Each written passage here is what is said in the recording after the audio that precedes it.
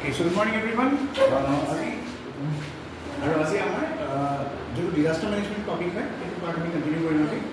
চ' আজি আপোনালোকৰ 22 তাৰিখ হয় আৰু আজি যদি চাই আমি ডিজাস্টাৰ মেনেজমেণ্ট আৰম্ভ কৰাৰ আগতে জাষ্ট এবাৰ ওপৰৰ পৰা দেখাই দিছোঁ আপোনালোকক কি কি আছে। চ' ডিজাস্টাৰ মেনেজমেণ্ট বুলিব গ'লে তেনেকৈ বিশেষ আপোনাৰ ডাইৰেক্টলি নাই, প্ৰিলিমছত নাই।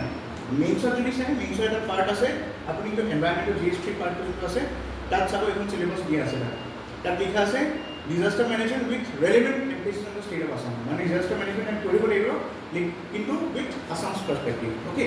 So हमको कैसे पढ़ना पड़ेगा from Assam's perspective. Okay. So I will be adapting both the languages, Assamese and Hindi, because some of our there are some students who are they don't understand Assamese. Okay. So हम क्या देखेंगे? We will see disaster management now, and if you see just single syllabus disaster management. There is nothing more than that in our syllabus, right? खाली ऐसे लिखा गया कि disaster management with relevant emphasis on the state of Assam. So if you talk about the resources here, there are some books you can see. I have written the names here. There is one particular book GS manual बोल के आता है, GS paper on ACS और APS और ये Ashok publication का है और ये जो बुक लिखा है it's written by Rizwan Ahmad. So ये बुक से आप पढ़ सकते हो या if you go through my materials it's more than enough. Okay? और ज़रूरत नहीं क्योंकि यहाँ पे मैंने क्या किया है जो आपका सिलेबस है उसको एक्सटेंड कर दिया, उसके बाद जो भी आपके सोर्सेज है ऑनलाइन सोर्सेज है जिससे जो प्रेजेंट है आपका, ठीक है, जैसे डिजास्टर मैनेजमेंट NDMA वगैरह है, स्टेट में SDMA है, डिस्ट्रिक्ट में DDMA है, सो सारे अपडेट्स डेटा वगैरह सब दिया गया है। मिनिस्ट्री ऑफ होम अफेयर्स से भी कुछ डेटा दिया गया है। ओके, तो एक बार कॉन्टेंट्स देख लेते हैं। जो कॉन्टेंट्स में क्या क्या है, डिजास्टर मैनेजमेंट क्या है, डिजास्टर मैनेजमेंट से रिलेटेड जो टर्म्स हैं वो हमने ये चीज़ हमने कवर किया था ऑनलाइन क्लास में, रिकॉर्डेड वीडियो मैंने किया था। तो उसमें हमने क्या क्या देखा, डिजास्टर क्या है, डिजास्टर का डेफिनेशन क्या है, डिजास्टर मैनेजमेंट क्या होता है, राइट। मिटिगेशन मतलब डिजास्टर होने से पहले, डिजास्टर होने के टाइम पे और डिजास्टर होने के बाद हम क्या करेंगे, ठीक है। एक होता है क्या प्री डिजास्टर, एक ड्यूरिंग डिजास्टर, एक पोस्ट डिजास्टर। सो मिटिगेशन टेक्निक्स हमने देखा था। देन हैजर्ड्स में हमने देखा था, हैजर्ड्स मतलब क्या क्या आपका आपदा, हम बोलते हैं ना आपदा आता है। So what are hazards. So ये हैजर्ड्स में हमने जस्ट हैजर्ड का डेफिनेशन देखा था। हैजर्ड्स हम अलग से डिस्कस करेंगे यहाँ पे, टाइप्स ऑफ हैजर्ड्स और फेजेस ऑफ डिजास्टर मैनेजमेंट जो अभी मैंने बोला था। ये क्या होता है प्री डिजास्टर। देखिए अभी हमारा अप्रोच कैसा था, if you see national disaster management जो अथॉरिटी है वो बनाया गया था under the disaster management act 2005। So basically आपका सिलेबस जो होता है ना that is related to disaster management act 2005। अगर आपने देखा डिजास्टर मैनेजमेंट पढ़ोगे just go through the disaster management act 2005 I tell you it's more than enough. अगर आप लोगों ने डिजास्टर पढ़ा only go through the act, ठीक है। नाउ ये चीज़ जो है हमने देखा था। आज हम ये पढ़ेंगे हैजर्ड्स के types of hazards, very important topic. इसमें मैं कुछ टॉपिक आपको बताऊंगा। I will start with floods and earthquakes. और ये जो अर्थक्वेक वाला पार्ट है ना आप देखोगे यहाँ पे मैंने टेक्निकल जो अर्थक्वेक का कैसे होता है वो ज्योग्राफी का पार्ट है एक्चुअली, बट मैंने यहाँ पे भी वो लेके आया। तो यहाँ पे अगर मैंने पढ़ा दिया तो मैं ज्योग्राफी में नहीं पढ़ाऊंगा वो चीज़, ठीक है। एक ही सेम स्लाइड है, सेम ही चीज़ है, कैसे ओरिजिनेट होता है अर्थक्वेक वगैरह, क्या क्या उसके टाइप्स ऑफ वेव्स एक्सेट्रा है। सो यहाँ पे हम लोग पढ़ने के डिजास्टर मैनेजमेंट में। और if you want you can relate it with GS1 जो जियोग्राफी का क्लास है, हम अर्थ का इंटीरियर पढ़ रहे हैं, राइट। सो अर्थ इंटीरियर वो टॉपिक पढ़े जियोमॉर्फोलॉजी के अंदर। सो वो टॉपिक जब आप पढ़ेंगे आपको समझ में आ जाएगा कि अर्थक्वेक भी उससे रिलेटेड है। तो अर्थ इंटीरियर वाला जो स्लाइड है उसमें मैंने फिर से अर्थक्वेक कैसे आता है, कैसे होता है वो समझाया है। अगर मैंने यहाँ पे पढ़ा दिया मैं वहाँ पे सेम चीज़ रिपीट नहीं करने वाला, ठीक है। तो आप वो वाला समझ लेना, ठीक है। मतलब अर्थ का इंटीरियर हम लोग पढ़े ज्योग्राफी के अंदर, और ये जो टॉपिक है अभी कोइंसाइड करने वाला है। मैंने बोला था ना आपको डिजास्टर मैनेजमेंट और ज्योग्राफी क्या होता है, इंटररिलेटेड होता है, मैंने बोला था कि नहीं, ओके। फिर टाइप्स ऑफ हैजर्ड्स में हम देखेंगे नेचुरल हैजर्ड और एक होता है मैन-मेड हैजर्ड। नेचुरल हैजर्ड्स में क्या क्या आएगा, सो फ्लड्स आता है, राइट, नेचुरल हैजर्ड। अर्थक्वेक आएगा, then we have heat waves and urban heat islands, ये सारे होंगे। सो ये जो आपने देखा है मैंने कुछ जो हैजर्ड्स है उसमें मैंने लिखा है स्पेसिफिक टू असम, मतलब ये चीज़ हमको ज़्यादा अच्छी तरह पढ़ना पड़ेगा क्योंकि सिलेबस में क्या था हमारा disaster management with relevant emphasis on the state of Assam. Assam में जो जो डिजास्टर्स आते हैं वो हमको पढ़नी पड़ेंगे ठीक तरह से, ठीक है। फिर भी हम दूसरे कुछ डिजास्टर्स भी देख लेंगे। जैसे अब देखो यहाँ पे और एक टर्म आपको मिलेगा नोटिफाइड डिजास्टर्स। नोटिफाइड डिजास्टर्स वो डिजास्टर्स होते हैं which are notified under the disaster management act 2005। Government notify करता है। अभी आपको पता चलेगा कुछ ऐसी चीज़ें हैं जो गवर्नमेंट क्या नोटिफाई नहीं करता है। जैसे फॉर एग्जांपल हीट वेव्स जो होता है ना, अभी देखिए हीट वेव्स अब पूरा कंट्री में आप देखेंगे हीट वेव तो हर जगह आता है। असम में भी आया था, वो 2 महीना का जो टाइम था, अगस्त सितंबर में हीट वेव्स आया था, राइट, बहुत ज़्यादा गर्मी था उस टाइम पे। सो बहुत सारे स्टेट्स डिमांड कर रहे हैं सेंट्रल गवर्नमेंट को, ठीक है, सेंट्रल गवर्नमेंट स्पेशली किसको, मतलब एनडीएमए को, कि आप लोग जो हीट वेव से उसको भी नोटिफाइड डिजास्टर में अनाउंस कर दीजिए। उससे क्या फायदा होता है, once the disaster is announced as notified, तब क्या होगा, उसमें फंडिंग आता है, राइट। सो जो जो प्रॉब्लम होगा उससे रिलेटेड सारे fundings they will be done by central government India, ठीक है। फिर दूसरा डिजास्टर क्या है, लैंडस्लाइड। हमको असम स्पेसिफिक पढ़ना है तो लैंडस्लाइड तो पढ़नी होगी हमको। जुड़ाबाद में क्या होता है, लैंडस्लाइड ही होता है। हर एक जगह में देखोगे पहाड़ के जो आसपास के इलाके हैं, हर जगह में थोड़ा वैसी होते हो कि हर लैंडस्लाइड्स होई থাকে, राइट। अपन रोड के लिए लैंडस्लाइड हो जाए, ये नहीं पता कि heavy rain is not required, right. थोड़ा बारिश के नीचे रास्ता कभी-कभी बंद हो जाता है एक रोड के नीचे। सो ये सारे नेचुरल्स में आते हैं, और ये जो है ये भी नेचुरल में आते हैं, लेकिन ये चीज हमको असम स्पेसिफिक नहीं पढ़ना है। हम पढ़ेंगे overall but not Assam specific, why, because forest fire भी नेचुरल डिजास्टर है, बट फॉरेस्ट फायर असम में कहाँ होता है, वहाँ नहीं। सुनामीज कहाँ आता है, असम में, राइट, नहीं होता है। ड्रॉट अब तो समझ, अब तक तो नहीं आया, ड्रॉट का हालत नहीं होना है। वोल्केनिक इरप्शंस, वोल्केनोस तो एक्टिव वोल्केनोस है नहीं असम के नीचे, right. So we don't have to study this in specific, but हम जनरली इस पॉइंट ऑफ व्यू से पढ़ेंगे, राइट। हमको स्पेसिफिक कौन सा डिजास्टर्स पढ़ना पड़ेगा नेचुरल में, floods, earthquakes, heat waves and landslides. और हीट वेव से इस बार आ सकता है, इस बार why, because this is related to climate change. Heat wave एक नया डिजास्टर है, जो नया नया मतलब बोलता है ना, डिजास्टर का नया चेहरा आया है। आजकल अर्थक्वेक, फ्लड लोग थोड़ा भूल गए। फ्लड भी आता है 1-2 दिन के लिए, एक हफ्ता, एक महीना, फिर फ्लड का इशू भूल जाते हैं लोग, राइट। बट हीट वेव जो है ना, अभी this is a new willing, right. इसको पढ़ना पड़ेगा हमको, राइट, अगले साल आ सकता है मेंस में। ये हो गया नेचुरल में सारे हैजर्ड्स। फिर हम देखेंगे अभी मैन-मेड डिजास्टर्स भी होते हैं। जैसे आप देखोगे न्यूक्लियर डिजास्टर, जो आपकी न्यूक्लियर डिजास्टर एक्सीडेंटल हो या थ्रू वार हो, राइट।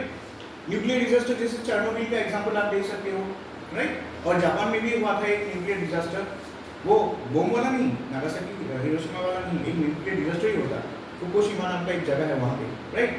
फिर बायोलॉजिकल डिजास्टर्स भी होते हैं। एग्जांपल दे सकते हो आप लोग, कोरोना वायरस तो बायोलॉजिकल डिजास्टर ही था ना, वो लीक हो गया लैब से, उसके बाद क्या हुआ, स्प्रेड हो गया, पेंडेमिक बन गया, एपिडेमिक था, फिर पेंडेमिक बन गया, वर्ल्ड वाइड स्प्रेड हो गया, राइट। ये सब सारी चीज़ें हम लोग बायोलॉजिकल डिजास्टर्स के अंदर पढ़ेंगे। ये भी मैन-मेड है। और थर्ड है chemical and industrial disasters. Example आप देख सकते हो जैसे Bhopal gas tragedy, that was a kind of chemical disaster, right. So ये सारे हम पढ़ेंगे उसमें, ठीक है। और उसके बाद हम डिजास्टर्स हमने पढ़ लिया, मिटिगेशन। अभी देखिए डिजास्टर्स हैजर्ड्स हमने जब पढ़ा, उसका मिटिगेशन भी तो चाहिए ना। मिटिगेशन में स्ट्रेटजीज हम पढ़ेंगे, what are the strategies adopted by the NDMA. अभी मिटिगेशन क्या होता है, प्रिवेंशन, ठीक है। सो एनडीएमए ने अपने से कुछ गाइडलाइंस है, रूल्स है, अलग अलग डिजास्टर्स के लिए अलग अलग गाइडलाइंस है, ये सब, ठीक है। एएसडीएमए या एसडीएमए भी बोल सकते हो, state disaster management authority. NDMA क्या होता है, national disaster management authority. SDMA होता है स्टेट डिजास्टर मैनेजमेंट अथॉरिटी, उसके अगर ए लगा दो तो Assam state disaster management authority हो गया। और उनके जो भी चेयरपर्सन है वगैरह, ये सब भी पढ़ेंगे हम लोग। और डीडीएमए डिस्ट्रिक्ट में भी होता है, 3 टियर में होता है, ठीक है। और ये सारे बॉडीज बनाए गए under the disaster management act 2005। सो पूरा सिलेबस अगर आप देखेंगे ना, हम लोग एक्चुअली डीएम एक्ट ही पढ़ रहे हैं, डिजास्टर मैनेजमेंट 2005 भी पढ़ रहे हैं, ठीक है, ये समझ लीजिए आप लोग। फिर हम कुछ देखेंगे ग्लोबल इनिशिएटिव डिजास्टर्स को मिटिगेट करने के लिए। अभी टर्की में फिर से रिसेंटली अर्थक्वेक आया था कुछ दिनों पहले, आप पढ़ रहे हैं ना न्यूज़पेपर, 3-4 दिन पहले टर्की में फिर से अर्थक्वेक आया था। वो वाला बड़ा था 2023 में जनवरी में जो आया था, वो it was a massive one, but recently फिर से आया। जापान में तो वो कॉमन हो गया, चाय पीते ही एक भूकंप, चाय खत्म होने में और एक भूकंप आता ही रहता है, वेरी कॉमन। फिर हम देखेंगे सम इंटरनेशनल, फिर नेशनल, ठीक है। ग्लोबल मतलब इंटरनेशनल इनिशिएटिव और नेशनल इनिशिएटिव्स भी देखने वाले हैं, ठीक है। अभी कुछ पीवाईक्यूज देख लेते हैं, कैसा है प्रीवियस ईयर क्वेश्चंस। ये सारे मैंने वो उसमें वीडियो में डिस्कस दिया था, ठीक है, डिस्कस करके दिया था। ये सारे हैं बेसिकली। आप मैंने बोला था आपको, we are dealing with the disaster management act. DM एक अच्छी तरह पढ़ लीजिए, उसके जो चैप्टर सेक्शन 2 है, उसके अंदर जो डेफिनेशन है, मैंने बोला था हर एक्ट के सेक्शन 2 में डेफिनेशन होता है, कोई भी एक्ट को, ठीक है। अगर आप भूल भी गए, अगर section 2E of the disaster management act, disaster is defined as this, लेकिन आपको पता नहीं है section A B C D, क्योंकि सब सेक्शंस हर कोई नहीं देख रहा है, राइट। क्योंकि आप डिजास्टर टेक का अगर आप सेक्शन 2 देखेंगे ना, उसमें हर एक चीज़ का डेफिनेशन दिया है। मिटिगेशन क्या होता है, प्रिवेंशन क्या होता है, डिजास्टर क्या होता है, डिजास्टर मैनेजमेंट क्या होता है, हैजर्ड क्या होता है, हर एक का डेफिनेशन दिया गया है। सो मैंने जितना भी डेफिनेशन लाया है इस स्लाइड में या इस पीपीटी में, everything is from that point of view. और डिजास्टर का कोई भी आपने पहले में मैंने बोला था मेंस में जब आप आंसर लिखे, always give it from some point reference, कोई सेक्शन रेफरेंस के हिसाब से यूज कीजिए, तब आंसर में वेट आता है। अगर आपने सिंपली लिख दिया disaster is the cause of hazard means this cause due to this कुछ लिख दिया, बट कोई क्या है सपोर्ट नहीं है क्या से, राइट? आपको लिखना चाहिए ना, as per section 2E disaster is defined as this, as per section this disaster can be classified as this and this. तो क्या है, थोड़ा वेट आता है इनसे, ठीक है? ये सारा जो वीडियो ये जो क्वेश्चन पेपर का डिस्कशन है, ये सब मैंने दिया था, वो रिकॉर्डेड वीडियो में देख लीजिए। These are just previous year question, ठीक है? मैं थोड़ा एक दो क्वेश्चंस डिस्कस कर देता हूँ आपका जो रिसेंटली आया है। सो 2022 का ये क्वेश्चन है, यहाँ से 2023 का है। सो देखिए, डिजास्टर सिर्फ GS1 में नहीं आता, GS5 में भी आता है डिजास्टर। इसलिए मैंने सारे डिजास्टर्स के क्वेश्चन GS1 में हो, 2 में हो, 3 में हो, 5 में हो, मैंने एक स्लाइड में ही लिख दिया है। मैंने हर स्लाइड इस बार ऐसे ही बनाया है। जो मैंने नया स्लाइड्स बनाया ना अभी, उसमें मैंने प्रीवियस ईयर क्वेश्चन पेपर दिया है, पहले नहीं दिया था, राइट? और इस बार मैंने कैसे क्वेश्चन बनाया, जो जैसे आप मान लो we are studying disaster management. So आपको पता है ना APS में क्या करने लगे हैं आजकल, वैसे है तो डिजास्टर मैनेजमेंट कहाँ पे, GS3 में, बट डिजास्टर मैनेजमेंट GS5 में भी कुछ ऑब्वियसली आसाम में तो होगा ही, पढ़ना पड़ेगा। GS2 में भी पूछ देते हैं कभी, GS1 में भी डिजास्टर का क्वेश्चन पूछ देते हैं। इसलिए आप देखोगे मैंने स्लाइड्स में जब भी लिखा है ना, तभी आप देखोगे शायद GS1, देखिए GS1 का क्वेश्चन है, लेकिन अर्थक्वेक से रिलेटेड, प्रिपेयरनेस में तो डिजास्टर मैनेजमेंट से रिलेटेड। तो आप ये मत सोचिए कि डिजास्टर मैनेजमेंट सिर्फ GS3 में है तो GS1 में नहीं आएगा, ठीक है? APSC ने अपना पैटर्न कंप्लीटली चेंज किया है, now we can ask anything. बहुत लोग क्या करते हैं, GS1 का पेपर देने जाते हैं, आर्ट फॉर्म से नेक्स्ट पढ़ के जाते हैं, और आ गया कहाँ से, पॉलिटी का क्वेश्चन आ गया। GS1 का पहला क्वेश्चन ही पॉलिटी का है, दिमाग खराब हो गया, कहाँ से क्वेश्चन पेपर काट करते हैं। You can not blame the person who is cutting the paper, you should be ready with every subject. देखिए कल आपका जैसे देखिए फर्स्ट डे क्या होता है, पेपर 1 ऐसे और GS1 होता है पहला दिन, तो आप सेकंड हाफ को GS1 लिखने जाएंगे। आपका GS2 का पेपर कब था, कल मॉर्निंग को था, अगले दिन मॉर्निंग को होता है, तो आप क्या रातों रात पूरा GS2 कंप्लीट कर लेंगे? आपको पहले से प्रिपेयर होकर आना चाहिए ना। मैंने कहा to give an exam, you have to be ready for with every paper. पहला दिन GS5 का भी पेपर है, शंकरदेव के ऊपर क्वेश्चन है, you have to be ready with GS1। Shankardev आ सकता है, आर्टिकल्चर न्यू वैष्णविज्म में आ सकता है, राइट? आर्टिकल्चर के पॉइंट ऑफ व्यू से शंकरदेव, अभी कोई बोलेगा कि शंकरदेव तो GS5 में था, हाउ कैन यू से GS5 में था? समझ में आया? ऐसे लिंक करके क्वेश्चन लेते हैं, that is why you have to be ready. अभी देखिए Panchayati Raj, what role would you suggest for Panchayati Raj institutions in earthquake preparedness? Earthquake का जो मैकेनिज्म है, अर्थक्वेक में मिटिगेशन कैसे करते हैं, वो आप पंचायत के पॉइंट ऑफ व्यू से लिखिए। मतलब if you are suppose if you are member of panchayat, how will you mitigate your village, मतलब आप क्या क्या मिटिगेशन स्ट्रेटेजीज बनाएंगे। सो ये क्वेश्चंस कैसे लिखेंगे आप लोग, सोचिए, सोचना पड़ेगा। पंचायती राज इंस्टीट्यूशन मतलब पंचायत, अगर वहाँ पे अर्थक्वेक आ गया तो DDMA वाले जो डिस्ट्रिक्ट में बैठे हैं या कोर डिस्ट्रिक्ट में बैठे हैं, वो वाले तो हर गाँव में नहीं जा सकते ना। तो गाँव में क्या होगा, we have the governance at the village level, panchayat third year है ना, तो पंचायती राज को भी प्रिपेयर होना पड़ेगा कि नहीं, राइट? तो आप सोचिए, आप एक पंचायत के पॉइंट ऑफ व्यू से सोचना पड़ेगा आपको, तब आप क्या लिखेंगे। तो आपको जैसे pre disaster, during disaster, post disaster, तीनों फेज आपको लिखना पड़ेगा फ्रॉम पंचायत के पॉइंट ऑफ व्यू। आपका रिसोर्स पहले याद रखना पड़ेगा आपका, इसलिए आपको पंचायत का लीगल बैकग्राउंड चाहिए। गवर्नेंस में आप लोग पंचायत पढ़ोगे ना, 73, 74 अमेंडमेंट पढ़ोगे ना, तब आपको पता चलेगा पंचायत में क्या क्या पावर्स है। उनके भी कुछ फंक्शनल आइटम्स होते हैं, राइट? हर चीज़ में वो लोग पंचायत टैक्स या लॉ नहीं बना सकते, राइट? छोटे मोटे गाँव के स्केल में वो लोग छोटा मोटा टैक्स लगा सकते हैं, पर वो भी परमिशन लेना पड़ेगा उनको डिस्ट्रिक्ट अथॉरिटी से, ठीक है? और उसके बाद वो जो फंड आएगा उसको भी उनको रखना पड़ेगा, हिसाब देना पड़ता है, और डिजास्टर के लिए भी अलग फंड रखना पड़ता है। ये सारी चीज़ें आपको नॉलेज होना चाहिए, तभी तो आप लिख पाएंगे ना। Resource allocation is very important. हर एक चीज़ में क्या चाहिए, पैसा ही तो चाहिए ना, फाइनेंशियल कॉन्स्टेंट्स। अगर अभी मान लो पंचायत में ऐसा हाल है कि पंचायत बहुत मतलब गरीब हो गया, ठीक है, कोई मैनेजमेंट नहीं, तो कल अचानक से कोई डिजास्टर आ गया लार्ज स्केल में, तो हर एक गाँव में भी तो इफेक्ट होगा। अभी डिस्ट्रिक्ट एडमिनिस्ट्रेशन जो होता है वो तो हर गांव में नहीं जा सकता ना, या कोई डिस्ट्रिक्ट वाले जो हर गांव में नहीं जा सकते। एक ब्लॉक में कितने गांव होते हैं सोचिए, राइट? हर ब्लॉक में तो नहीं जा सकते ना। सो ये सारी चीज़ें हमको देखना पड़ेगा। So you have to think from panchayat point of view. इसलिए पंचायत का पॉलिटी वाला पार्ट आपको अच्छी तरह पढ़ना है, पंचायत का रोल क्या होता है, पंचायत का जो फाइनेंशियल पावर होता है, ये सारी चीज़ें आप पढ़ोगे, then only you can write this answer. और क्वेश्चन कहाँ आ रहा है, देखो GS2 में क्वेश्चन किससे रिलेटेड है, GS3 से, डिजास्टर से रिलेटेड है, बैकग्राउंड किससे रिलेटेड है, GS2 से रिलेटेड है, क्वेश्चन कहाँ आ रहा है, GS4 में आ रहा है। समझ रहे हो ना बात? यू डोंट, मैंने पहले इसलिए आपको बोला था यहाँ पे कोई डिमार्केशन मत रखो कि इंडियन हिस्ट्री पढ़ेंगे तो सिर्फ लाल बहादुर शास्त्री और एक दो के बाद पढ़ के नेहरू का पॉलिसी पढ़ के चले जाएंगे पोस्ट इंडिपेंडेंस में। अपने पोस्ट इंडिपेंडेंस में भी आजकल क्वेश्चन आने लगे हैं, जैसे सरदार वल्लभ भाई पटेल के ऊपर आता है, राइट। पंडित नेहरू का अब तक नहीं है, फॉरेन पॉलिसी आ सकता है, राइट। पंचशील ट्रीटी वगैरह जो है वो आयर का भी पार्ट हो जाता है ओवरलैपिंग। तो जब आप पढ़ेंगे ना ऐसे पढ़ो कि मॉडर्न पोस्ट इंडिपेंडेंस हिस्ट्री आप लोग पढ़ रहे हो, उसके साथ आप आयर भी पढ़ रहे हो, क्योंकि आप देखोगे पंचशील ट्रीटी जो नेहरू डॉक्ट्राइन है वो सारे क्या है, पोस्ट इंडिपेंडेंस हिस्ट्री का पार्ट है, but somewhere it is overlapping with IR, international relation से भी कनेक्टेड है। वैसे ही आप जब आप पढ़ोगे जैसे आप मान लो, हाँ LPG रिफॉर्म्स, LPG रिफॉर्म्स में क्या होता है, LPG पता है ना आपको, लिबरलाइजेशन, फिर क्या था, बी फॉर लिबरलाइजेशन, फिर और जी फॉर ग्लोबलाइजेशन।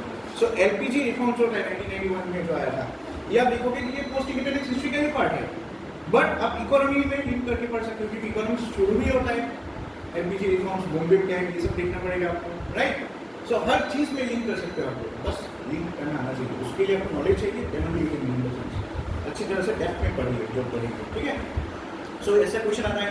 नेक्स्ट और एक क्वेश्चन मैं दिखाता हूँ आपको, हाँ क्लाइमेट चेंज से रिलेटेड है, ये इस साल का क्वेश्चन है, GS5 में आया है, देखिए डिजास्टर से related, is climate change A disaster risk.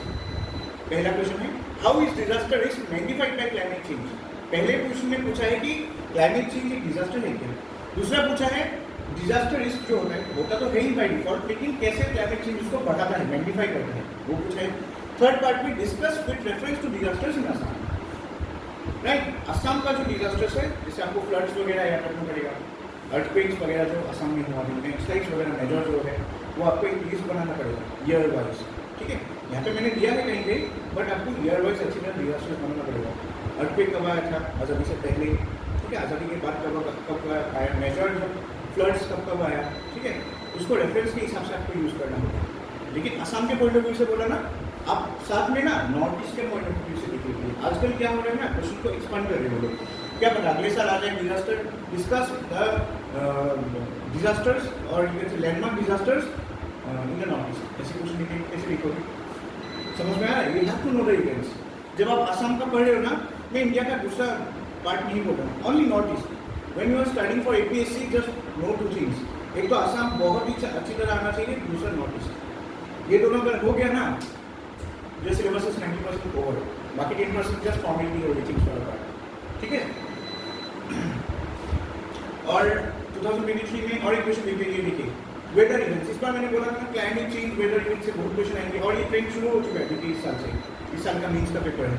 What do you mean by extreme weather events, have you observe any such events in recently. Question क्यों दिया था पता है, जून या जुलाई के टाइम पे जो गर्मी हुआ था ना, जून के टाइम पे स्टार्टिंग जो फेज था, उसी में ही गुवाहाटी का जो एवरेज टेम्परेचर है ना, वो कुछ 3 या 4 डिग्री सेंटीग्रेड अबव नॉर्मल था, है ना। ये न्यूज़ में भी आया था, क्योंकि ऐसा हुआ नहीं है इतने सालों में। गुवाहाटी में इस साल पहली बार 3 to 4 डिग्री एवरेज टेम्परेचर से ज़्यादा हुआ, तो क्वेश्चन तो आने ही वाला था, करंट अफेयर्स से रिलेटेड है। वो ऐसे नहीं देंगे आपको निकालना पड़ेगा आइडिया, समझ में आ रहा है। क्वेश्चन देखिए, अगर आपने करंट अफेयर्स नहीं पढ़ा तो how will you link this question. देखिए क्वेश्चन में क्या बोला है, have you observe such event in recent years in Assam. उन्होंने कभी नहीं बोला है कि वो गुवाहाटी वाला न्यूज़ दिया है, नहीं देंगे वो आपको खुद लिंक करना पड़ेगा। हाँ तो हाँ, वो तो क्लाइमेट चेंज की वजह से गुवाहाटी में टेम्परेचर बढ़ गया है, you have to link this thing, right. तभी वो लोग जब चेक करेंगे ना आंसर, तब समझ जाएंगे कि इसको पता है करंट अफेयर्स का इवेंट क्या क्या हो रहा है यहाँ पे, ठीक है। What would be the impact, impact तो आप लिख सकते हो क्लाइमेट चेंज की वजह से, और डिस्कस एग्जाम्पल्स, एग्जाम्पल्स भी देना है। देखिए लास्ट में किसी आंसर में ना ओनली डिस्कस फुल स्टॉप दे देते हैं, विद एग्जाम्पल्स नहीं देते। उस टाइम पे आपको क्या करना है, फिर भी देना है। ये दिमाग में सेट कर लीजिए, 2 चीज़ें सेट कर लीजिए। अगर आपको अच्छी आंसर लिखना है, मार्क्स चाहिए, फर्स्ट तो आपको डेफिनेशंस लिखना पड़ेगा इस एक्ट के बेस में, या कोई स्टैंडर्ड डेफिनेशन लिखना पड़ेगा, कॉलिंस डिक्शनरी हो, मेंशन कर दिए as per Collins dictionary, as per Oxford dictionary, ठीक है, ऐसे आप लिखो।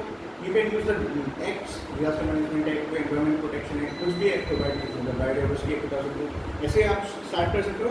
नहीं तो आंसर में कैसे कॉन्टेम्प्रेरी स्टाइल से भी स्टार्ट कर सकते हो, ठीक है। हर एक आंसर आप कॉन्टेम्प्रेरी स्टाइल में स्टार्ट नहीं कर सकते। फॉर एग्जाम्पल मैं बता रहा हूँ, यहाँ पे बोला है ना, how have you observe such event in recent times, इसमें आप कॉन्टेम्प्रेरी आंसर दे सकते हो। भाई क्वेश्चन की कुछ बोल रहा है कि रिसेंट वाला कुछ हुआ है क्या, then you can write introduction में स्टार्ट कर सकते हो। इन असम, इन Guwahati, recently we have seen that the average annual temperature is risen by 3 to 4 degrees Celsius above the average annual temperature, ठीक है, in last 10 years. You have given introduction, बहुत बड़ी introduction है। Why? Because आपने जो अभी देखो, जो चेकर होगा ना, he will read the question, फिर वो देखेंगे कि उसने इंट्रोडक्शन कैसे लिखना है। अगर आप यहाँ पे लिखेंगे व्हाट यू, पहले देखो एक्सट्रीम वेदर इवेंट्स है, इससे भी आप शुरू कर सकते हो। You can write a definition of extreme weather events, उसके बाद आप लिंक करने के लिए, और हर एक पैराग्राफ में ना लिंक होना चाहिए, ये नहीं करते स्टूडेंट्स असल में। क्या होता है, पहले उन्होंने वेदर इवेंट्स लिख दिया तो डायरेक्टली यहाँ पे कुछ दे दिया अलग चीज़, तो इससे इसको लिंक नहीं कर पाते। लेकिन यहाँ पे जब आप डेफिनेशन दोगे ना, एक्सट्रीम वेदर इवेंट्स का आपने डेफिनेशन दिया कि it has been recently witnessed that we have seen, और असम के पॉइंट ऑफ व्यू से आप लिख सकते हो। असम इज, क्योंकि असम के पॉइंट ऑफ व्यू से पूछा है, Assam is seen change in the climate और समथिंग लाइक दैट। फिर पैराग्राफ चेंज करके recently it has been seen in Guwahati. That is how you link the answer. You are meeting the demand of the question. Demand को link करना बहुत जरूरी है। If you are going like, आप उत्तराखंड में कुछ disaster, glacier leak outflow है, GLOF जो है, जब उल्टा पुल्टा लिखोगे तो क्या होगा, लिखोगे तो सही, आपको लगेगा बहुत लिख लिया, बढ़िया लिखा है, बट मार्क्स नहीं मिलेगा, right, because you are not able to satisfy the checker.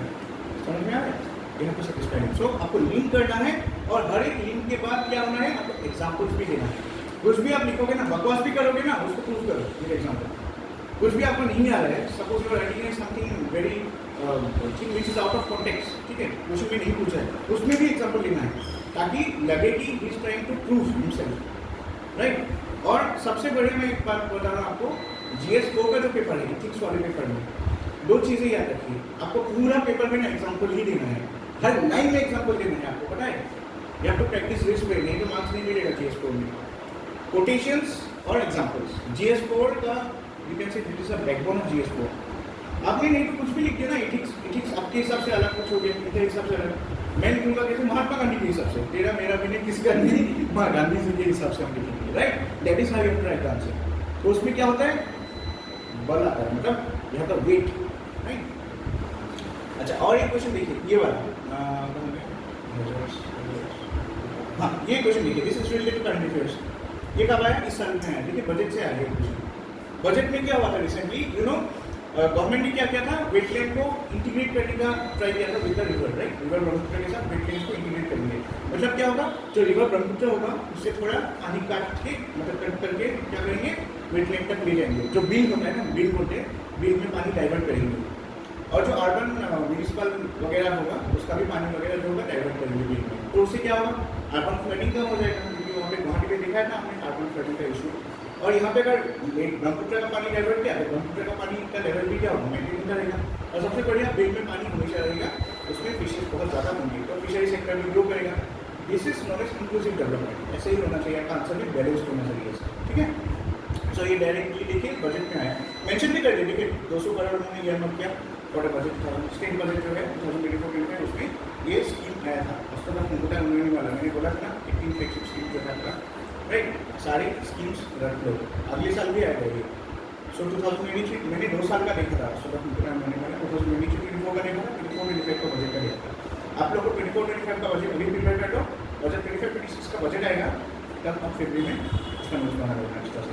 लेकिन अगर आएगा ना प्रीलिम्स में, आपको यहाँ से ही आएगा इस साल का बजट से, क्योंकि बजट कुछ भी परसेंट हो जाएगा आपके प्रीलिम्स का, राइट। वो लोग बजट तक तो वेट नहीं करेंगे ना, मार्च में अगर एग्जाम होगा सिर्फ 10-15 दिन ही मिलेगा आपको, कुछ करेंगे वो नहीं करेंगे ऐसा, ये फिर already they will make a question paper in जनवरी से। सो आप लोग budget, state budget, Assam state budget अच्छी तरह कर लो, बहुत सारे क्वेश्चन आते हैं यहाँ से, मेंस में भी आते हैं, प्रीलिम्स में भी आएगा, ठीक है। सो देखिए ऐसा क्वेश्चन आता है। फिर हमको 2023 का ये देखें, डिजास्टर हम जब पढ़ते हैं ना, सिर्फ डिजास्टर को फिजिकल डिजास्टर के पॉइंट ऑफ मत पढ़िए, सोशल डिजास्टर के पॉइंट ऑफ व्यू से पढ़ना पड़ेगा। जैसे यहाँ पे क्वेश्चन दिया गया, disasters affect girls and women in different way than they affect boys and men. इससे अगला क्वेश्चन है, मतलब डिजास्टर जो आता है, हम डिजास्टर का जो मिटिगेशन होता है ना, उसमें क्या होता है, पोस्ट डिजास्टर में जो कॉम्पेंसेशन वगैरह देते हैं, देयर यूजुअली कैसा होता है, that is directed to the family और society as a whole, right. Specially women को फोकस करके नहीं बनाते हैं डिजास्टर के बजट्स, राइट। तो ये क्वेश्चन में ये बोला गया कि इज अवर जो भी रिस्पॉन्सेस गवर्नमेंट लेते हैं आर डी जेंडर ब्लाइंड, ऐसा ही क्या, मतलब विमेन को मतलब नजरअंदाज कर दे, are the gender blind. How do you think, how do you ensure, आपको पूछ रहे हैं अभी, आप कैसे एंश्योर करेंगे gender equality in disaster management. देखिए ये क्वेश्चन आप देखिए, सोसाइटी से रिलेटेड है जेंडर इक्वलिटी टॉपिक, GS3 का डिजास्टर से रिलेटेड है। सो कैसे उन्होंने एक क्वेश्चन बना के GS1 में डाल दिया, तो GS3 में डाल दिया। GS1 का क्वेश्चन है अभी सोसाइटी का, GS3 में पूछा है, और पहले हमने फर्स्ट क्वेश्चन देखा था, तो GS3 का क्वेश्चन था GS1 में डाला है, देखा है आपने ये वाला क्वेश्चन। GS2 और GS3 से रिलेटेड था, लेकिन पेपर कहाँ पे, GS1 का पेपर है। नाउ यू आर गेटिंग, कभी मैं अभी फिर से आपको बता रहा हूँ माय वर्ड्स कि आप कभी भी ना GS1 को GS1 के तौर से मत पढ़िए, पढ़ जाएंगे कर देंगे। GS1 2 3 कुछ भी नहीं होता है, GS1 2 3 5 सब खिचड़ी कर दीजिए, ऐसे पढ़िए। अब डिमार्केट करके पढ़ेंगे ना तो क्या होगा, अब जैसे आप देखो यहाँ पे आपने सोसाइटी पढ़नी है, सोसाइटी इंडियन सोसाइटी एक पार्ट है GS1 में, राइट। तो आपने सोसाइटी से सोसाइटी के पॉइंट ऑफ व्यू से पढ़ लिया, सोसाइटी के ऊपर क्या इम्पैक्ट हो रहा है डिजास्टर के ऊपर वो नहीं पढ़ना। अगले साल अगर ये जेंडर की जगह अगर सोसाइटी आ गया, सोसाइटी अलग, सोसाइटी में अलग अलग वल्नरेबल सेक्शंस टॉपिक भी है GS2 में, तीनों को मिला के खिचड़ी बना दिया उन्होंने क्वेश्चन का। ऐसे पूछ सकते हैं, हाउ डू सोसाइटीज गेट और वल्नरेबल टू डिजास्टर, ठीक है, ऐसे क्वेश्चन आ सकते हैं। तब आपको तो सोचना पड़ेगा, एग्जाम में सोचने का टाइम नहीं होता है, हर एक क्वेश्चन 6.5 या 7 मिनट में खत्म करना पड़ेगा आपको, देन ओनली 3 घंटे में आप 20 क्वेश्चन अटेंड कर पाओगे, नहीं तो नहीं होगा। नहीं तो क्या होगा, आप 15 क्वेश्चन लिख के बैठ जाओगे, 5 क्वेश्चन रह गए, ऐसा होगा। सो दो चीज़ें, पहले प्री प्लान होना चाहिए हर चीज़, दूसरा time management is very important in mains writing. मैंने इस साल by God's grace I have completed all the questions, मैंने पहले छोड़ा था बहुत सारे क्वेश्चंस, इस साल मैंने नहीं छोड़ा। सो मैं आपको बता रहा हूँ ये चीज़, ये only through what written practice, and दूसरा क्या है, प्रेजेंस ऑफ माइंड, बहुत इंपॉर्टेंट होता है एग्जाम में। उसके विद्यान होंगे ना, प्रेजेंस ऑफ माइंड अचानक से, इसलिए जब भी आप जाओगे भगवान को थोड़ा पूजा करके जाओ, गणपति जी को, कारण क्या আমি অকল সরস্বতী মানে পূজা করে যাও, কৈছো আমি রিলিজিয়াস পার্সন টেনশনকে নিয়ে আমি অকল সরস্বতী বিদ্যাদেবীকে মানি যাও, কিন্তু বুদ্ধিও লাগে বিদ্যালয় विद्या बिना बुद्धि कम्प्लीट। तो गणपति जी को भी थोड़ा प्रे करके जाना, is the Lord of wisdom, ठीक है। सो दोनों चीज़ें इंपॉर्टेंट है। जब आप लोग ऐसे क्वेश्चंस करोगे ना जेंडर इक्वलिटी डिजास्टर से रिलेटेड, अच्छा आप लोग क्या लिखोगे ऐसे क्वेश्चन में, अगर आ गया सपोज मान लो, क्या लिखते हैं आप लोग, गर्ल एंड वीमेन को कैसे, आप बढ़िया से एग्जाम्पल लिखो ना, राजस्थान में लिखा ना, औरतें कितने किलोमीटर वॉक करके जाते हैं पानी लाने के लिए, है ना। तो विमेन का क्या रोल ही होता है क्या, पानी लेके आना, घर संभालना, नहीं होता है ना ऐसा, we have to work equally. So gender वही तो है ना, जेंडर इक्वली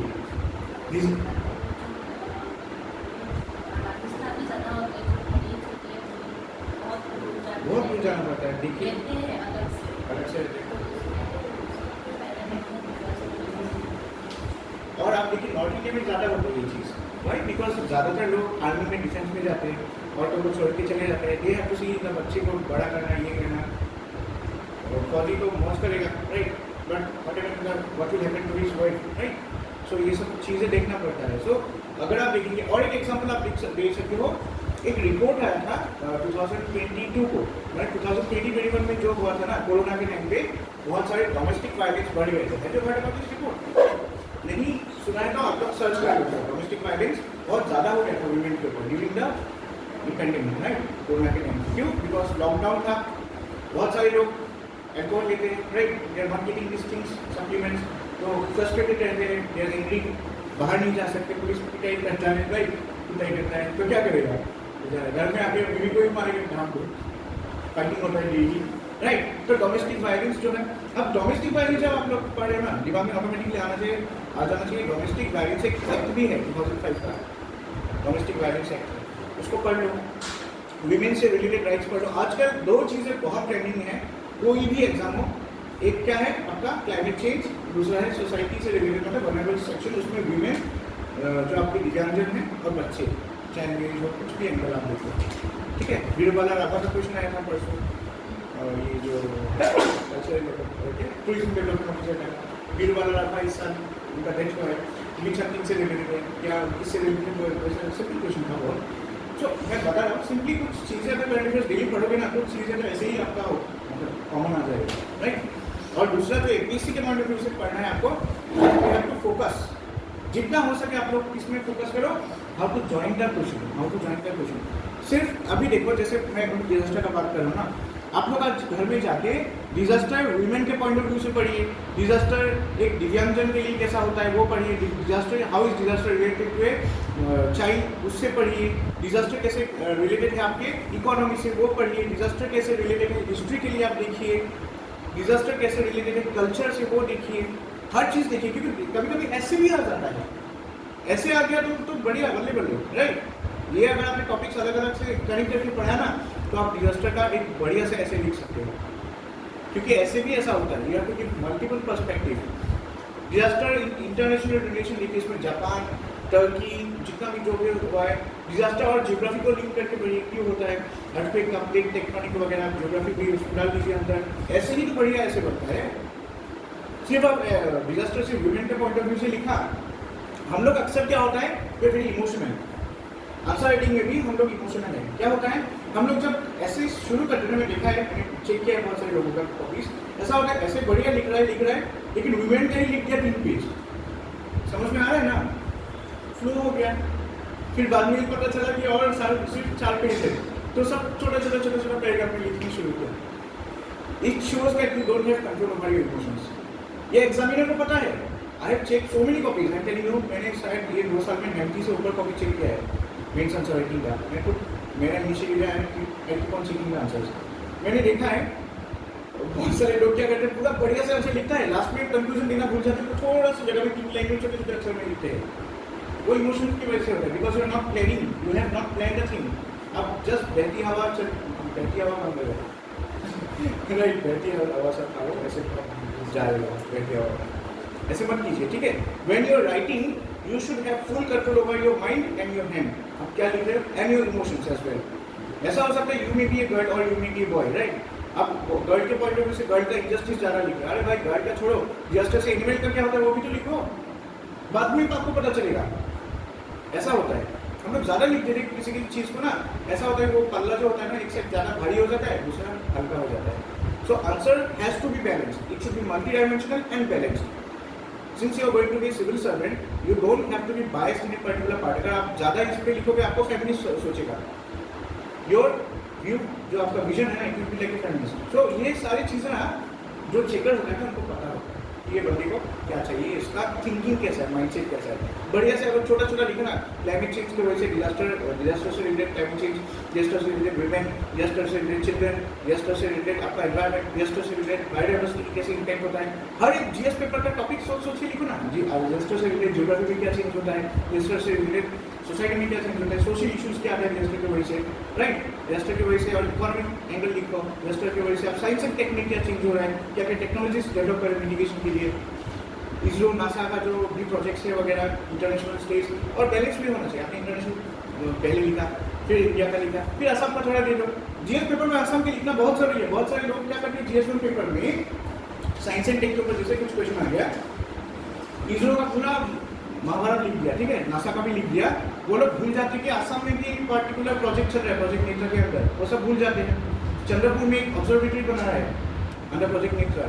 प्रोजेक्ट नेत्रा क्या होता है, जो मतलब ये स्पेस डेब्रिस बोलते हैं ना, रॉक्स, पत्थर जो घूमते रहते हैं ना आसमान में, वो सैटेलाइट्स को कभी आगे टक्कर मार सकते हैं। तो नेत्रा का जो स्कीम है उसमें क्या होता है, प्रोजेक्ट नेत्रा के अंदर इंडिया में 4 जगह में अलग अलग ऑब्जर्वेटरी बनाया गया है, टेलीस्कोप्स, ठीक है। उसमें से ईस्टर्न इंडिया में, कलकत्ता में नहीं, अपने चंद्रपुर में नहीं, गुवाहाटी में। सो यहाँ पे वो लोग ट्रैक करते रहते हैं, ठीक है, वो भी एक प्रोजेक्ट है।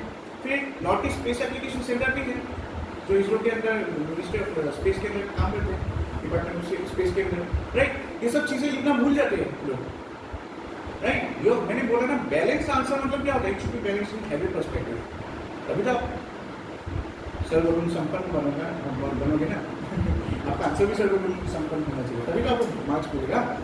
आपने हर एंगल दिया, एग्जाम्पल दिया, और देखिए आंसर को ना आप लोग ऐसे डिवाइड कर लो। आप ऐसे जब लिखोगे ना तब भी आपको बोल रहा हूँ, जब आप ऐसे का स्ट्रक्चर बनाते हैं ना, मैं क्या करता था, एकदम लास्ट में जो पेज होता है ना, लेफ्ट का पेज मिलता है 2 पेज, उसमें आप थोड़ा बॉडी स्केलेटन बना लो उसका फ्लो चार्ट।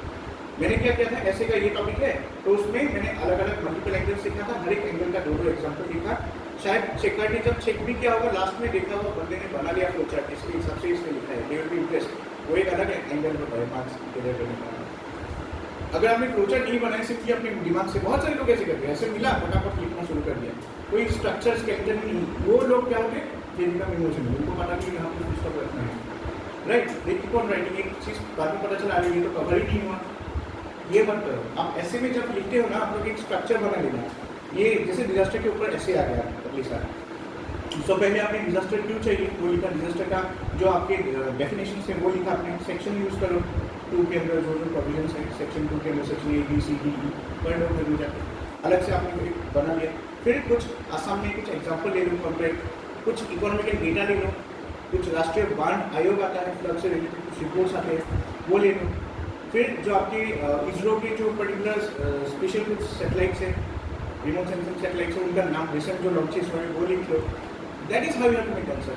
कुछ रिपोर्ट है वुमेन के ऊपर जो मतलब प्रॉब्लम हो रहा है, इश्यूज हो रहे हैं ड्यू टू डिजास्टर्स, वो लिख लो। चिल्ड्रन के ऊपर क्या क्या हो रहा है वो लिख लो, इकोनॉमिक लॉसेस क्या हो रहे हैं वो लिख लो, साइंस एंड टेक्निकल डेवलपमेंट हो रहा है मिटिगेशन के लिए वो लिख लो, एनवायरमेंट में क्या इम्पैक्ट हो रहा है वो लिख लो, बायोडाइवर्सिटी में कौन से स्पीसीज अभी लुप्त हो गए ड्यू टू डिजास्टर्स वो लिख लो। That is how you have to make answer. और हर एक आंसर में ये क्या हो गया आपका, ये जो मैंने सेग्रीगेशन किया है ये तो हो गया आपका क्या, हॉरिजॉन्टल डिस्ट्रीब्यूशन, और एक वर्टिकल डिस्ट्रीब्यूशन भी होता है। वर्टिकल डिस्ट्रीब्यूशन क्या होता है, विद इन ईच टॉपिक आपको इंटरनेशनल, नेशनल और स्टेट हो सकता है, डिस्ट्रिक्ट भी लिखो, राइट, डिस्ट्रिक्ट का डेटा भी आपका रख लो। क्यों, अभी इंटरव्यू में काम आएगा ना डिस्ट्रिक्ट का डेटा, इंटरव्यू में डिस्ट्रिक्ट से ज़्यादा क्वेश्चन पूछते हैं। आपको पूछ दिया जैसे इंटरव्यू में, ये भी पूछ सकता है कि आपके सोनीतपुर डिस्ट्रिक्ट में लास्ट टाइम जो फ्लड आया था इसके वजह से कितने मतलब लॉसेस हुए, just give me an idea. आपको अगर कुछ भी आइडिया नहीं है सॉरी सर, तो ये अलग इंप्रेशन जाएगा ना, थोड़ा बहुत डेटा गवर्नमेंट रिलीज करता है टाइम टू टाइम, फ्लड की वजह से कितना लॉस हुआ, आपका डिस्ट्रिक्ट का नोट कर लीजिए, नॉर्मल डिस्ट्रिक्ट का नोट कर लीजिए ऐसे आप लोग, राइट। सो ये चीज़ आपको ये कोई क्लास में नहीं कराता, ये समझ लीजिए, दिस इज इंडिविजुअल एफर्ट। और यही आपको एज लेगा, आपको एज करेगा कॉम्पिटिशन आ जाएगा। जिसने जितना मेहनत अभी किया ना उसका रंग अगले साल आएगा नवंबर में, जब आप लोग इंटरव्यू रेडी होंगे या इंटरव्यू पास कर लोगे, रिजल्ट लगेगा सब उस टाइम पे खिलेगा। कि ऐसा नहीं है कि आज मेहनत किया कल निकल गया, ऐसा नहीं है, it's very long process, marathon नहीं है, you have to keep on walking. सबसे इम्पोर्टेंट क्या चीज़ है यहाँ पे पता है, परसिस्टेंस, कितना मतलब सहन कर सकते हो, कितना आप लोग मतलब डेली रूटीन डिसिप्लिन मेंटेन कर सकते हो, दिस इज वेरी इंपॉर्टेंट। इसका रंग सारा आपको मिलेगा आपके साथ, अभी नहीं मिलेगा, आज कल परसों नहीं मिलेगा, it's a very lengthy process. क्या कहते हैं, डिसिप्लिन और परसिस्टेंस, कॉन्फिडेंस बहुत ही जरूरी है। इस प्रोसेस में क्या होता है, सबसे इंपॉर्टेंट चीज और एक है वो है कॉन्फिडेंस। कॉन्फिडेंस यूजुअली क्या होता है, 2-3 महीने बाद जोश में पढ़ लिया, फिर 4th महीने में बहुत हार्ड लगा, राइट। आपको अगर पेपर हार्ड लगाने के लिए इस हर एक के लिए पेपर हार्ड है, ऐसे मत सोचिए।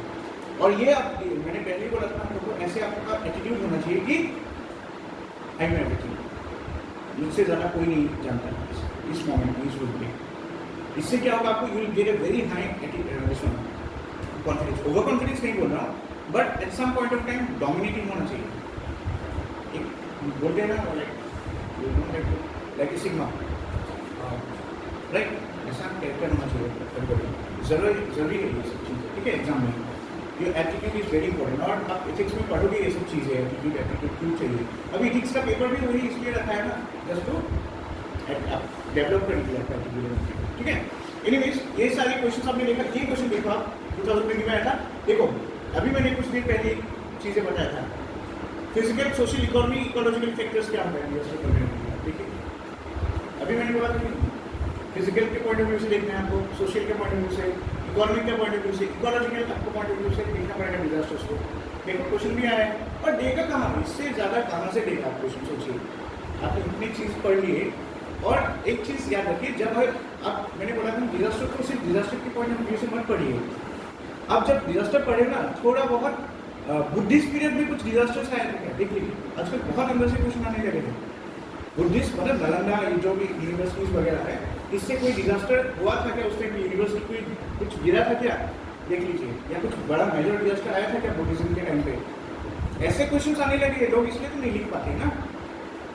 फिर विमेन का जो स्टेटस था वो कैसा था during the time of ancient time, medieval time, और अभी कैसा चल रहा है, इसमें भी आप देखोगे मॉडर्न में भी आप फेस कर सकते हो ना, before independence, during independence and after independence, contemporary, right.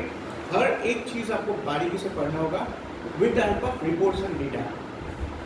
आप एक अलग से कॉपी भी बना लीजिए रिपोर्ट्स एंड डेटा का।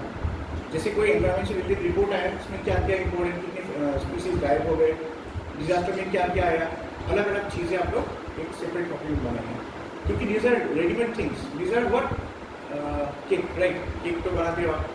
सो केक कैसा है, अगर केक आपने सिर्फ बनाया और उसमें कुछ डेकोरेशन नहीं किया तो क्या होगा, वो केक अच्छा लगेगा क्या, राइट, नहीं लगता। सिंपल हम लोग घर पे भी जो केक बनाते हैं, जो नॉर्मल ओवन में बनाते हैं, ब्राउन वाला केक, राइट, प्रेशर में देखिए या कोई ओवन में बनता है, वो वाला केक में अगर टॉपिंग वगैरह नहीं तो कैसा लगता है, तो सुना सुना लगता है ना, ज़्यादा ज़मीन में वो जियोग्राफी का जो देखे ना इंसेल बर्ड होता है उस टाइप का लगता है, राइट, देखने में। सो ऐसे मज़ेदार ज़मीन की तरह लगता है। तो आपका आंसर अगर आपने वो डेटास नहीं किया ना, वो भी उस केक की तरह ही दिखेगा, कोई उसको खाना नहीं चाहिए, या एक दो खा के पेट भर जाएगा। But if you give the toppings, feelings, cake की तरह ही आंसर भी ज़्यादा ठीक, लेयर होना चाहिए अलग अलग बढ़िया से, ऊपर बढ़िया से फीलिंग होना चाहिए, स्पार्कल्स होना चाहिए, कैंडल्स होना चाहिए, राइट, और ज़्यादा क्या बोलते हैं इसको, क्रीम वगैरह थोड़ा स्टफिंग ज़्यादा होना चाहिए, तभी तो मज़ा आएगा ना खाने में, भी पानी में जाते सोचते, right. So that is how your answer should look, right. ये चीज़ याद रखिए, डेकोरेशन बहुत ही इंपॉर्टेंट है, this is not as ornamental answer. मैंने एक वीडियो भी बनाई यूट्यूब में, मैं आपको चाहे तो दे दूँगा, एक बुक आया था the art of answer writing, इसका एक वीडियो मैंने बनाया था, ये बुक मैंने खुद पढ़ा है, मनोज जिंदल, मनोज जिंदल का नाम सुना है, IAS ऑफिसर मनोज जिंदल। तो मनोज जिंदल सर का उन्होंने खुद ये बुक लिखा था the art of answer writing, उसके ऊपर मैंने एक वीडियो बनाया था, रिव्यू वीडियो बनाया था, और एक चैप्टर का मैंने एक PDF मतलब कुछ 10-20 पेज का PDF होगा, मैंने कंपाइल करके बनाया था, वो बहुत बड़ा बुक है वैसे, उसको मैंने पढ़ा था और मैंने सोचा कि आंसर राइटिंग से पहले सबको हेल्प मिल जाएगा। I made a video, I share the link, okay, आप देखो, मनोज जिंदल है, IAS, देखो आप लोग देख लो, अभी मनोज जिंदल का चैनल देख लो, कर लो, खुल जाओगे मतलब पढ़ा के निका आंसर लिखे देखे जो भी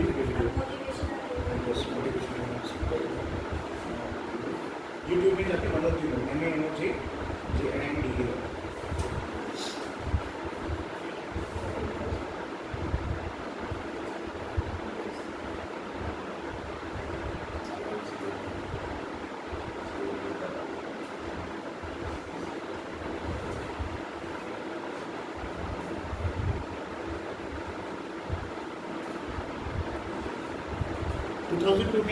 में क्वेश्चन आया था, जस्ट लाइक कैसे, आई डोंट नो, यूपीएससी को पहले ही पता चल जाता है क्या होने वाला है गवर्नमेंट के अंदर।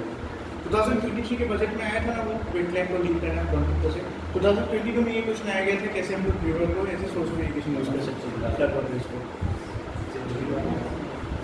2022 का क्वेश्चन है, लेकिन बजट कब आया 2023, जिसमें उन्होंने बताया कि हम लोग लिंक करने वाले हैं, but see the question are very futuristic.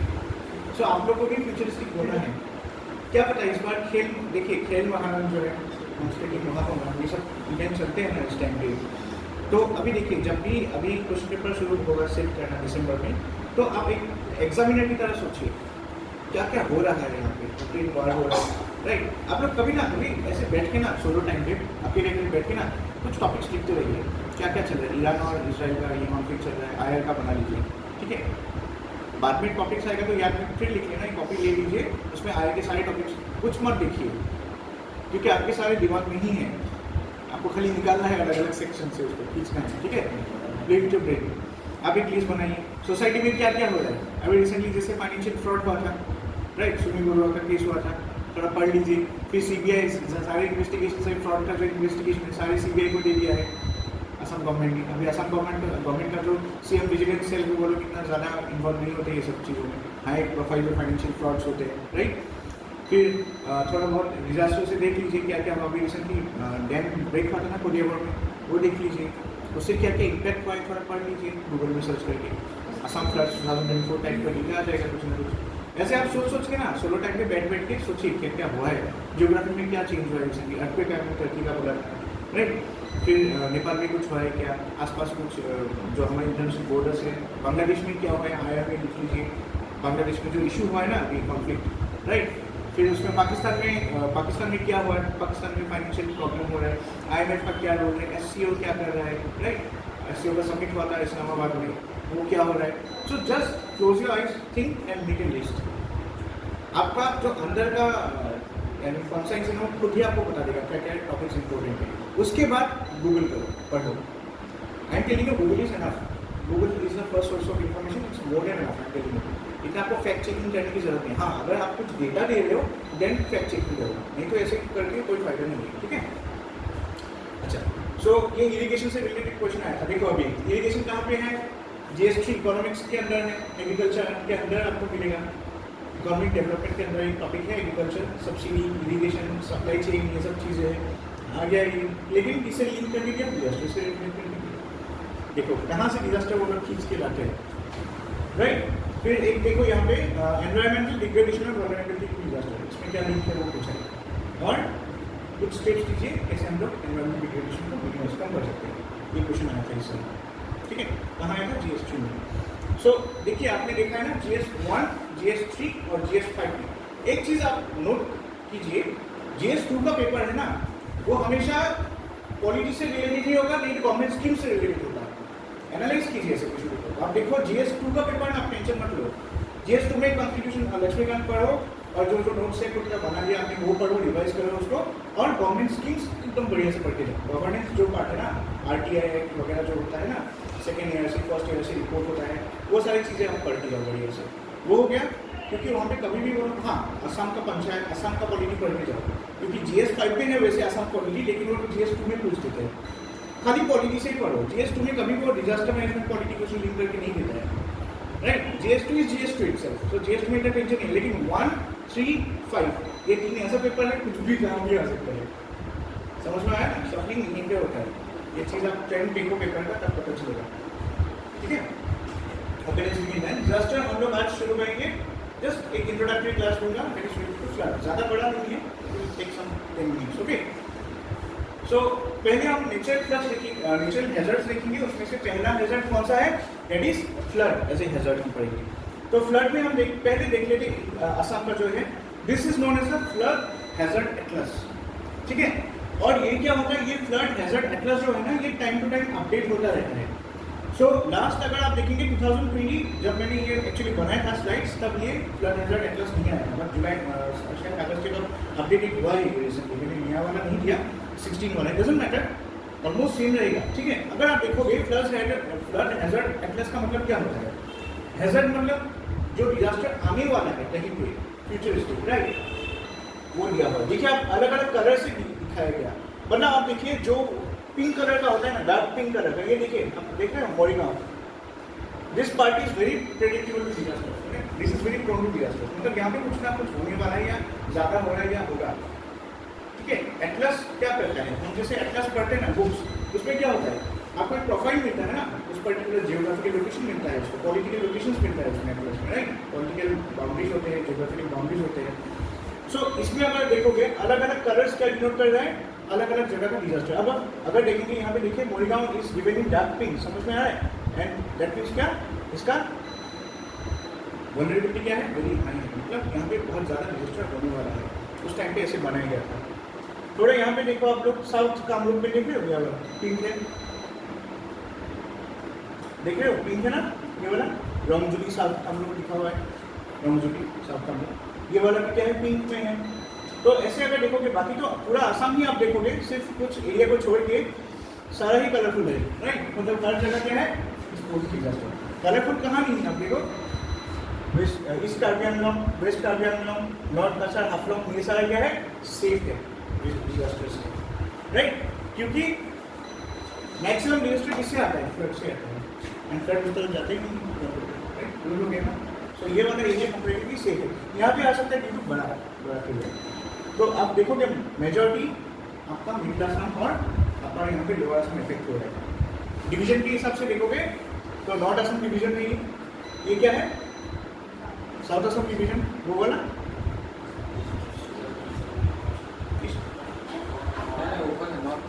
North Assam division. North Assam division में कौन सा यहाँ पे तो है ना हेडक्वार्टर, ये वाला नौगांव डिवीजन है, नौगांव जिसमें एमसी जिसमें नौगांव बोलना आते हैं, वो साइड क्या था? अपर असम डिवीजन बोलते हैं साउथ ईस्ट के, ठीक है।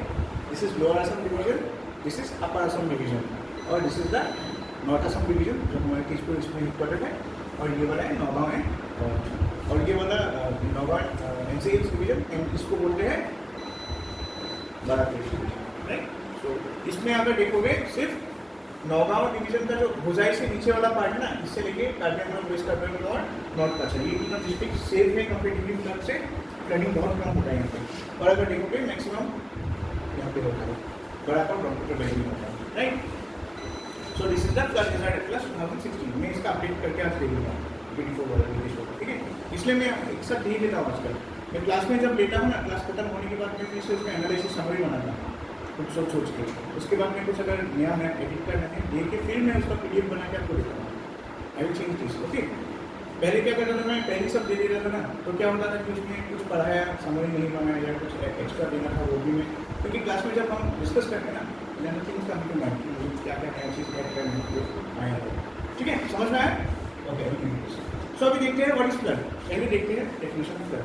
सो फ्लड्स क्या होते हैं? These are recurrent phenomena which causes huge loss of lives and damage to livelihood, systems, property, infrastructure, and public utilities. ये पूरा एक रट सकते हो, is the definition as per NDA guidelines. NDA में गाइडलाइन जो रिसेंटली आया 2023 में, उसका ये डेफिनेशन है, ओके। सो ये रखना, अगर if it is good for you, possible for you, रट लो, अच्छा मार्क्स मिलेगा। अगर रटना नहीं है तो क्या करो, इन्वर्टेड कॉमास मत यूज करना। आपने रट लिया तो इसमें इन्वर्टेड कॉमा देख के बढ़िया से एनडीए में गाइडलाइंस दे सकते हो as per NDA guidelines 2023। But आपको अगर नहीं है, भूल गए एग्जाम, इन्वर्टेड कॉमा बिल्कुल यूज मत करना, क्योंकि जब आपने इन्वर्टेड कॉमा दे दिया ना, तो ऑटोमेटिक टीचर क्या करेगा पता है? गूगल सर्च करने लगेगा हिंदी में गाइडलाइंस के हिसाब से है कि नहीं, इसमें देखा आपने कुछ अलग अलग वर्ड्स घुसा दिया तो बोलेगा ये ब्लफ कर रहा है, उसमें निगेटिव आ सकता है। इसलिए don't use inverted comma in any case except quotations. Quotations में भी आपको मैं थोड़ा ट्रिक सिखा देता हूँ। अगर आप कोटेशन भूल गए ना, किसी का खुद से कुछ बना रहे हो ना, या कुछ एक दो वर्ड घुसा दिया अंदर, भूल गए, तो यूज इन्वर्टेड कॉमा। क्योंकि जैसे देखिए, all that glitters is not gold, ये सबको पता है, एक कोटेशन है, रट लिया हम लोग बचपन से सिखाते हैं, उसमें किसी ने लिख दिया all that glitters does not shine, inverted comma लिख दिया, तो अलग कौन गया ना, तो ऐसे आपको पता चल जाएगा ना, अभी वो चेक कर रहे हैं, तो आप तो ये पढ़ा था, क्या हो गया राइट, तो क्या करोगे आप? काट दोगे ना, इंप्रेशन खराब हो गया, इसका इंप्रेशन खराब हो गया, राइट। ये सब चीज़ें माइंड करना। एनीवेज, फ्लड्स क्या होते हैं? This are recurrent phenomena. Recurrent मतलब क्या होता है? जो कॉन्स्टेंटली आते रहते हैं आफ्टर टाइम, पीरियडिकली। और ये क्या करता है? This causes huge loss of lifes and damage. Damage किसको करता है? Obviously to property, to livelihood systems, to property, to infrastructure and to public utilities, ठीक है। LSPIT, livelihood system, LS, property P, I infrastructure, फिर P for public utilities, LSPIT, ऐसे कुछ बना के पढ़ लो, ठीक है। फिर देखो, floods and erosions are two main nature disasters faced by the state of Assam. Assam जो है मिसाओ बेसिकली क्या है? We are facing this two phenomena. और the flood prone areas of Assam अगर आप देखोगे एज पर राष्ट्रीय, देखो ये भी आपको लिखना है, जब भी आप लिखते हो कुछ डेटा, मैंने बोला था ना, you have to give some context. आपको अगर याद नहीं है किस साल का राष्ट्रीय वन आयोग ने किस साल में कौन सा रिपोर्ट दिया था, 2016 में, ये पुराना डेटा है, पर फिर भी अगर आपको याद नहीं है, then don't write an here, simply लिखो कितना असम में कितना एरिया फ्लड इम्पैक्ट होता है इस पर राष्ट्रीय वन आयोग 31,500 स्क्वायर किलोमीटर हर साल क्या होता है। हाँ, और एक चीज़ मैं बताता हूँ, ऑटोमेटिक आ ही जाता है, क्योंकि पढ़ाई ऐसे करते ना, मछली को ले लो, मछली गायब हो रहती है, पढ़ लो थोड़ा, फ्लड की वजह से तो है ना, ऐसे पढ़ना चाहिए। जब भी आप कुछ पढ़े तो ऑटोमेटिक वो चीज़ आ जाता है, ऐसा पढ़ना चाहिए। आप जाके आज when you are studying about Rashtriya Van Aayog पढ़ लो, ये क्या है? ये कमीशन है, इसको क्या बोलते हैं? यू नो, इसका इंग्लिश नेम क्या है? मैंने हिंदी नाम किया है, इसको सेंट्रल फ्लड कमीशन बोलते हैं, राइट। राष्ट्रीय वन आयोग का इंग्लिश नेम है, कभी कभी आप कंफ्यूज हो जाओगे ना, राष्ट्रीय वन आयोग सेंट्रल फ्लड कमीशन, दोनों एक ही है, ये हिंदी नाम है, ठीक है। नेशनल फ्लड कमीशन यहाँ पे लिखा हुआ है। सो यहाँ पे देखो, स्टेट कितना है? हर साल ऑलमोस्ट 31,500 स्क्वायर किलोमीटर क्या होता है? इम्पैक्ट होता है ड्यू टू फ्लड्स। फिर देखो, this is about 39.58% of total land area of Assam. अगर असम का टोटल एरिया 100% पकड़ते हैं, असम का एरिया कितना था 78,438 स्क्वायर किलोमीटर, राइट। उसमें से 31,500 बनता, मतलब क्या कितना होगा 39.58% होगा। समझ में आ रहा है ना कैसे निकालना? 31,500 डिवाइड बाय 79,538 इंटू 100% करोगे तो 39.58% होगा। मतलब टोटल असम का ऑलमोस्ट 40% एरिया बोल सकते हो is effected by flood every year and around 9.4% of the total flood prone area of the whole country. अगर स्टेट के हिसाब से देखोगे तो 39 या 40% आप मार्क कर लो अप्रोक्सीमेटली। हाँ, और एक चीज़, जब भी आप 40% यहाँ पे देखो ना, ब्रैकेट में हमेशा अप्रोक्स यूज करना है, राइट? क्यों? बिकॉज अगर 39 पॉइंट समथिंग हो गया, हाँ एग्जैक्ट डेटा नहीं है आपने 39.5 अप्रोक्स दे देना शॉर्ट से। और इंडिया के पॉइंट ऑफ व्यू से देखेंगे तो ऑलमोस्ट 40% रिप्रेजेंट करता है वो एरिया, ठीक है, ये डेटा से। फिर देखो the flood prone area of the entire country stands about 10.2% of the total area. Interesting है ना, पूरे इंडिया का 9.4% असम का ही एरिया है जो फ्लड, इंडिया के हिसाब से देखें तो इंडिया का 9.4% असम का है जो फ्लड इफेक्टेड है। लेकिन इंडिया का अगर टोटल फ्लड इफेक्टेड एरिया देखेंगे ना, इट्स 10.2%, मतलब 10.2% में 9.4% असम का ही कॉन्ट्रीब्यूशन है फ्लड। स्टेट ऑफ फ्लड को नेशनल डिजास्टर वगैरह में फोर्स करे ना गवर्नमेंट को, सेंट्रल गवर्नमेंट को, आप लोग नेशनल डिजास्टर्स को बना दीजिए, इंडियन फ्लड है Brahmaputra, but they are not agreeing. वो लोग बोल रहे हैं आपको नेशनल डिजास्टर क्या, आपको पैसे ही चाहिए ना, यूनिट सपोर्ट कौन देते रहेंगे आपको, राइट? सो ऐसा एक कॉन्फ्लिक्ट चल रहा है पहले से, ठीक है। सो अभी देखिए the flood prone area of Assam is 4 times the national mark of flood prone area of the country. अगर आप इंडिया में देखोगे जितना फ्लड प्रोन मैंने केसेस है, राइट, उसको अगर हम 1 पकड़ेंगे तो असम का उसका 4 times से मल्टीप्लाई सोचिए। दैट मीन्स आपने देखा ना, इस फिगर से पता चला आपको इंडिया का 9.4% असम में ही है जो फ्लड इफेक्टेड है, और इंडिया का टोटल सारे स्टेट्स को मिला के सिर्फ 10.2% ही फ्लड इफेक्टेड है। मतलब जस्ट अगर वो बिहार भी इसमें आ जाएगा 10.2 में ना, बिहार और जैसे बंगाल में दामोदर नदी है, बिहार में कोसी नदी, ये सब है ना, उसका इम्पैक्ट है इसमें। लेकिन मेजॉरिटी आप देखिए 9.4 और 10, इंडिया का 10.2% क्या है फ्लड इफेक्टेड है, उसमें से असम का कॉन्ट्रीब्यूशन 9.4% है। इतना ज़्यादा फ्लड है इंडिया, आप सोच सकते हैं। और record show that the average annual area affected by flood is 9.31 lakh hectares, ठीक है, ये हेक्टेयर्स में है। और जो देखिए flood protected area of the state is 16,000। मतलब क्या है फ्लड प्रोटेक्टेड एरिया, क्या है, out of this total area 31,500 से अफेक्ट हो रहा है ना, इसमें अगर देखोगे ये तो फ्लड इफेक्टेड एरिया है, प्रोन एरिया, मतलब हो सकता है, प्रोन मतलब क्या होता है, फ्यूचर हो सकता है। बट गवर्नमेंट ने अब तक 16,500 एरिया जो है ना उसको क्या किया है, उसमें बांध वगैरह बनाए हैं, फ्लड गेज बनाए हैं, या आप लोग जो मथावरी बोलते हैं हम लोग, राइट, ये सब चीज़ें बनाए हैं। तो आप मान लो फिर भी बहुत कम है, समझे, इतने एरिया में बनाया है, प्रोटेक्शन दिया है, लेकिन स्टिल 31,000 मतलब ऑलमोस्ट आधा अभी भी बचा है असम का, एम्बैंकमेंट वगैरह बनाना है। सो पूरे इसमें अगर देखेंगे तो यहाँ पे क्या है, इंट्रोडक्शन में फ्लड्स के बारे में, फ्लड्स का डेफिनेशन है, असम का फ्लड कितना ऑक्यूपाई करते हैं टोटल एरिया असम का और इंडिया का, वो लिखेंगे। और यहाँ पे हमने क्या देखा कि एंटायर कंट्री के हिसाब से अगर देखोगे तो असम का ऑलमोस्ट से 10.2% में 9.4% से असम का ही है, ठीक है। और प्रोटेक्टेड एरिया कितनी है असम में 16,500 है, आपका 31,000, ठीक है, क्लियर।